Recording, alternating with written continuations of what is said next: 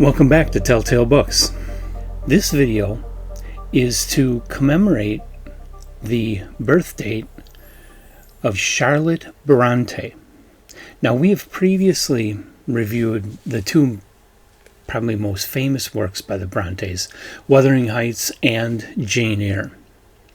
I wanted to go back and try to read everything, and I thought, what better time to start this series than on Charlotte Bronte's birthday?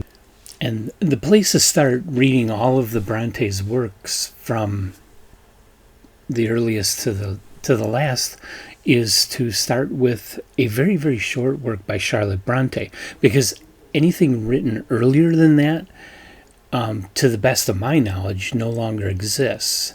There's supposed to be an entire novel called The Glass City that was supposed to have been written in 1827 by the Brontes.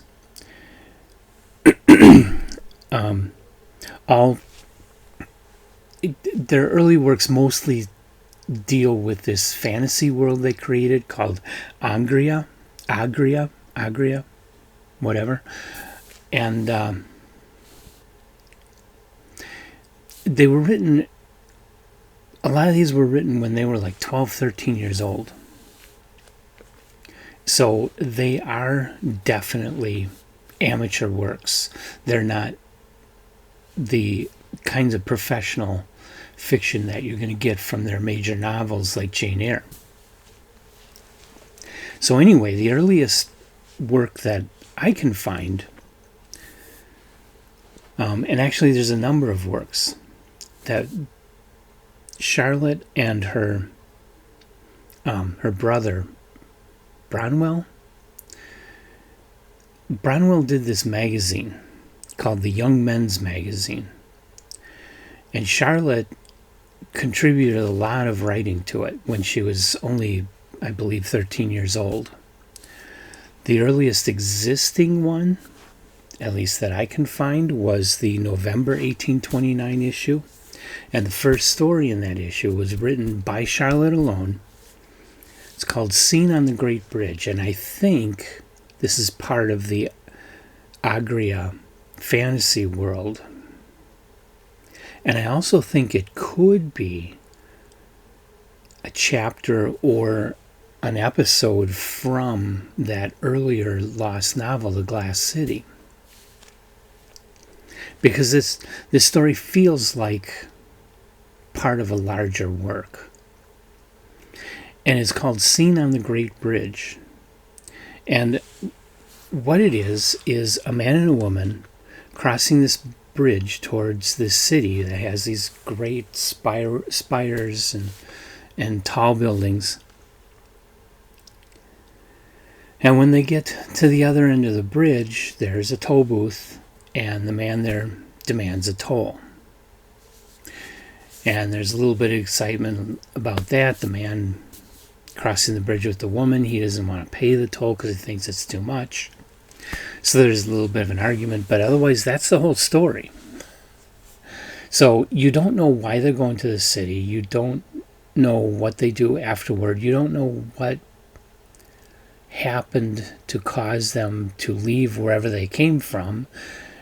This feels very much like there's a lot before it and a lot after it. Like it's from the middle of a much longer work.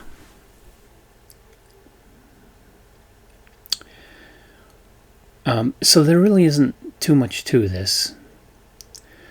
The writing to modernize is really bad. Lots of run-on sentences, lots of misspellings. Doesn't know how to use quotation marks. They're not to be found. Not a lot to recommend as far as just enjoyment reading. This is more the sort of thing you read when you want to do a deeper dive into an author and learn a lot more about that author and about where that author came from originally as a writer. Then stories like this, written when they were teenagers, they tend to illuminate a lot of other things.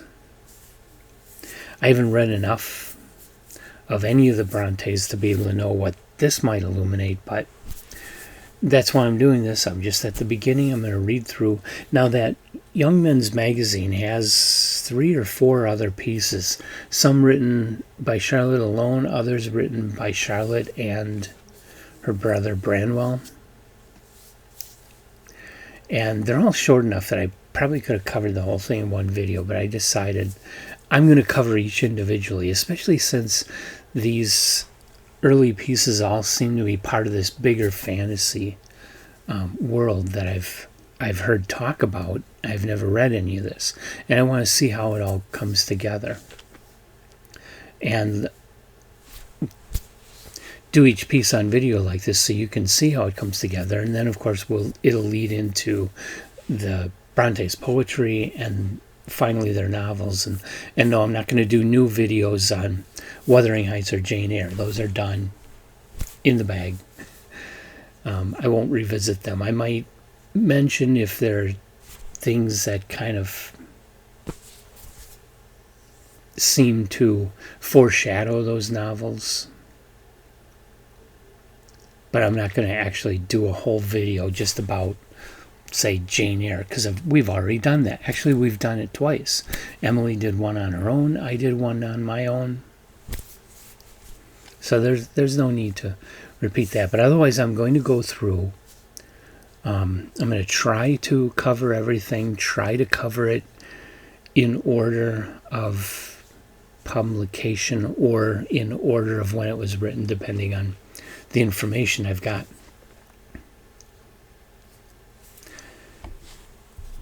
And so this is Happy Birthday to Charlotte Bronte, who lived the longest of all the Brontes.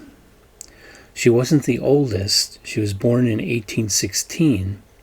The Brontes had, I think, 2 sisters that were older than Charlotte or Anne or Emily or Branwell. They were older than all of them, and they died in a typhoid epidemic when they were, I think they were under 10 years old. So Charlotte was born in 1816.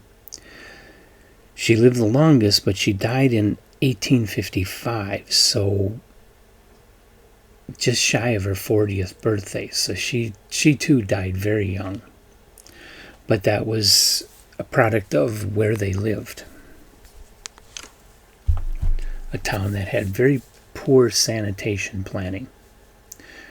And so a lot of diseased bodies had rainwater wash over them from in the cemetery, run down the hill into the town, where it got into everybody's drinking and bathing water. So lots of people died young in that town. And I hope you like this. I know this was a kind of a